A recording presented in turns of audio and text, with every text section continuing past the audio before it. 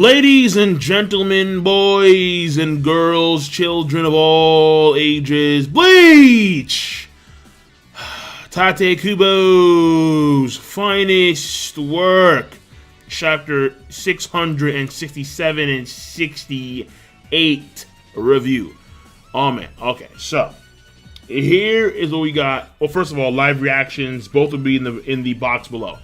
We got to discuss Kenpachi's Bankai incoming this week, and it's gonna be powerful. It's gonna be just disgusting on every level, but we gotta talk about the process by which he attained said Bankai, because some of this seems like an ass pull. And Kubo, he's known for reaching in dark and dirty places all the time. It's not something that's very new.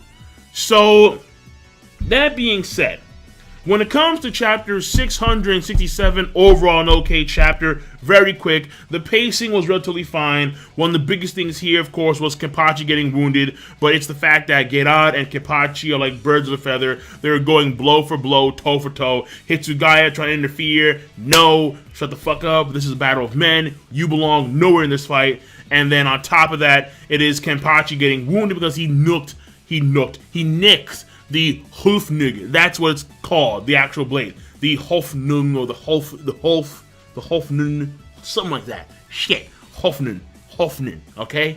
The freaking sword of hope, alright? It's German. The Hofnung. Yeah, the German cats, they'll tell you in the box below, okay? If I'm wrong, then I'm wrong. But Hofnung, something like that, okay? God damn it. So, that being said, chapter 667, overall, it's okay to okay plus chapter. Moving on to the nitty gritty here. Chapter 668, the meat, the what the fuck. Okay. Here's the thing. So a lot of folks theorize that Yachiru was Kenpachi's Zanpakuto. Now, this threw me off because, number one, and I have a few tabs saved here, but number one, let's start at the beginning. Chapter 527. Alright, over 100 chapters ago. When Kenpachi beat Unohana, we knew that Yachiru was not in the Mugen. Yachiru was up in the Soul Society area, because we know that her and what's-her-face, Unohana's lieutenant, the big girl, who I would still fuck. I forgot what her name was. But she is with Yachiru. And that's when like the whole like Grammy shit goes down, but that happens later. But basically, they're not in the Mugen. Kenpachi is fighting Unohana in the Mugen. And Nozarashi, or I should say Kenpachi Zanpakuto, calls out to him. This is what the Zanpakuto says. Kenpachi, Zaraki Kenpachi. So you can finally hear my voice. I am the one who has kept a constant eye on you, watching your every movement to and fro from. Let's say from. From the very beginning, this voice belongs to me. It's a pleasure to finally make your acquaintance, Zaraki Kenpachi. It's a pleasure to finally, as in like they had no relationship up until that point in time. It is a pleasure to finally make your acquaintance, Zaraki Kenpachi. I am ... Again, we know that Yachiru, she was up on the surface, and in the Mugen was Kenpachi.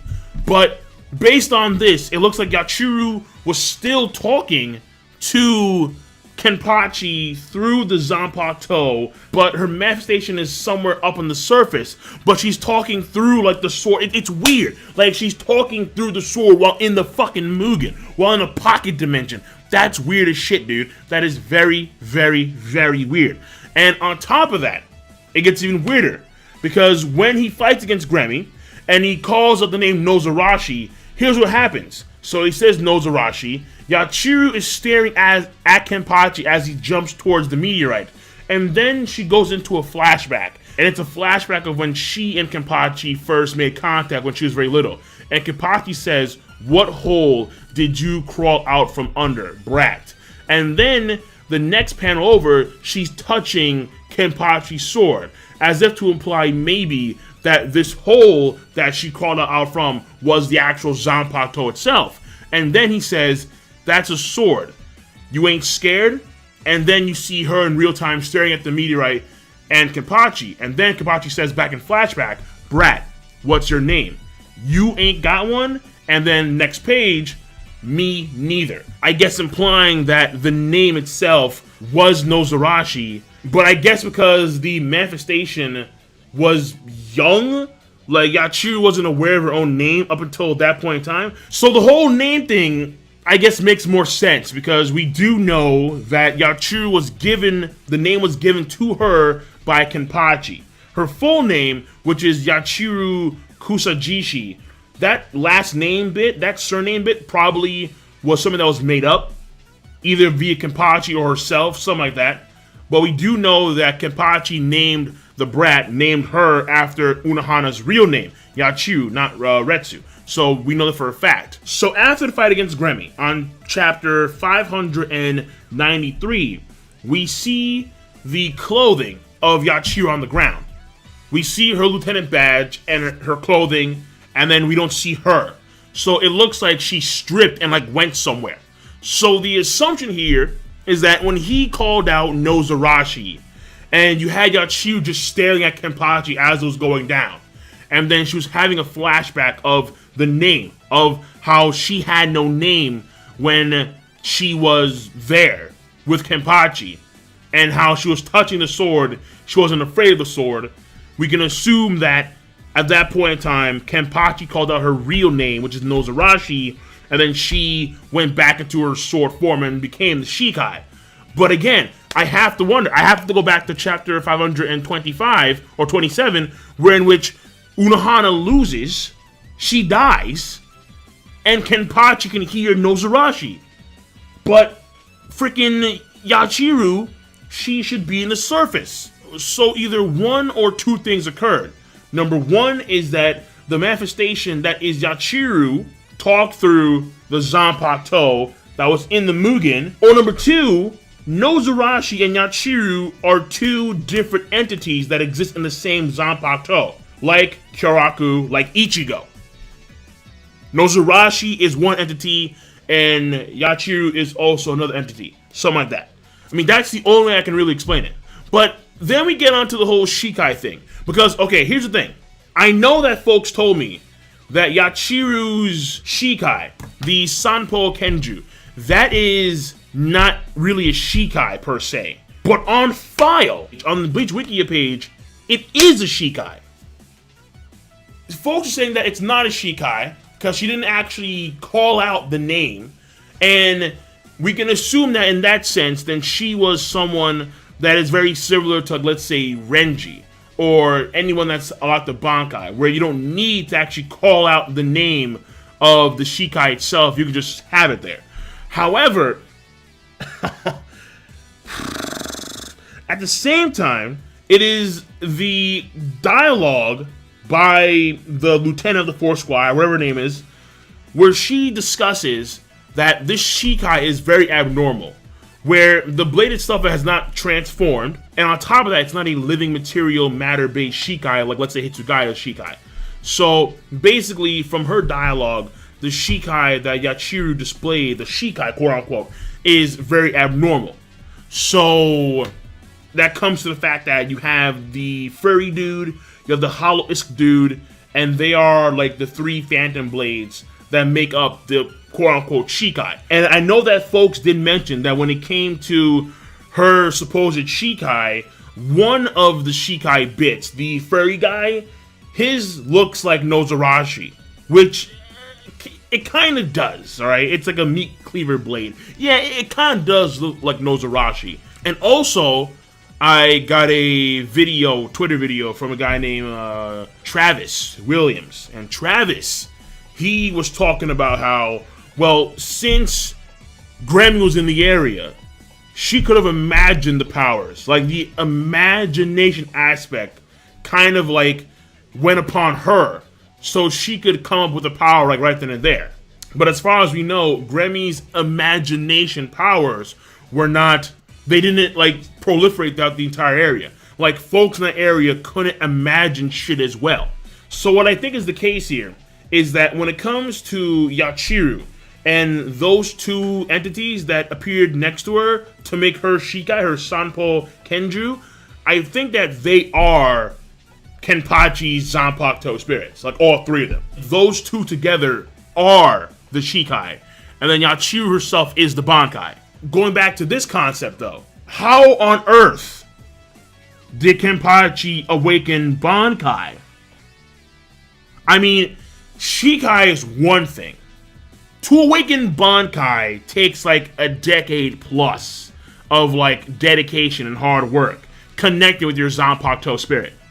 But the entire time, Kenpachi has been nerfing his Zanpakuto spirit because of his sheer Reiatsu. So there's been no communication there, unless it's Yachiru the entire time, in which, because they've been so close for a very long time, then the Bankai could just be given. So it's not more so subjugation, but it's more so a true partnership. It's a true relationship between Kenpachi and Yachiru, which is his Bankai state, innately. So then why would Yachiru, once he calls Nozarashi, why would Yachiru then go to the blade when Nozarashi's probably the other two motherfuckers? The two that she summoned for the Sanpo Kenju. Like, I mean, listen, man. Listen. We're gonna find out, okay?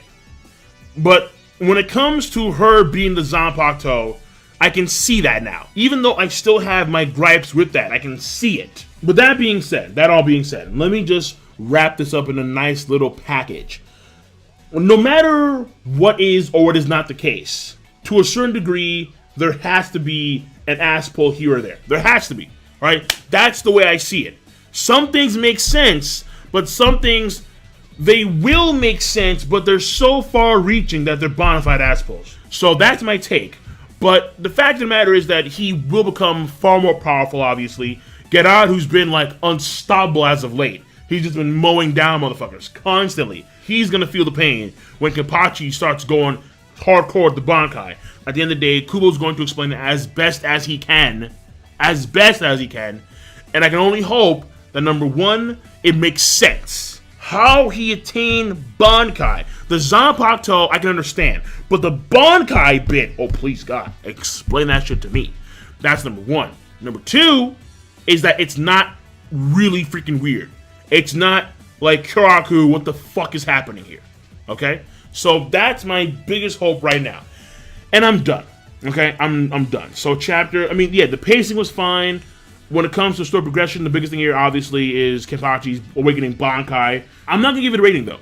I won't. And the reason why is because it still doesn't really make that much sense. And honestly, the explanation as to how the Bankai that he has currently came to be is going to be the determining factor as to whether or not this chapter is going to be a good chapter or a bad chapter. By the way, one last thing, because this is the VIZ, and this is the VIZ chapter review, technically, of, even though I was so caught up in the whole, Kenpachi thing, obviously, this is a key, this is massive, this is groundbreaking history in the making. So, when it came to the translations of both 667 and 668 compared to Manga Stream, they were relatively the same. But there is one thing that I thought they did a much better job of, and that was describing what was going on with Hitsugaya, Byakuya, and the ice petals crumbling. Now, in Manga Stream, I was kind of unsure as to if that was Hitsugaya talking or Byakuya talking about Hitsugaya. So when I read the VIZ translation, it was clearly Byakuya talking about Hitsugaya. So, and I quote from the VIZ translation, "So many of his ice flowers have fallen. It's understandable, we're all exhausted. None of us have much time." So when he says none of us have much time, Byakuya is including himself. Now, again, why? I'm not too sure, because the guy has not used his Bankai, not at all, as far as we know. Something else may be going on in the environment that we're not aware of just yet, but he is. So now I'm done. King Lightning, rate the video, comment, subscribe. Peace. Have a nice goddamned day.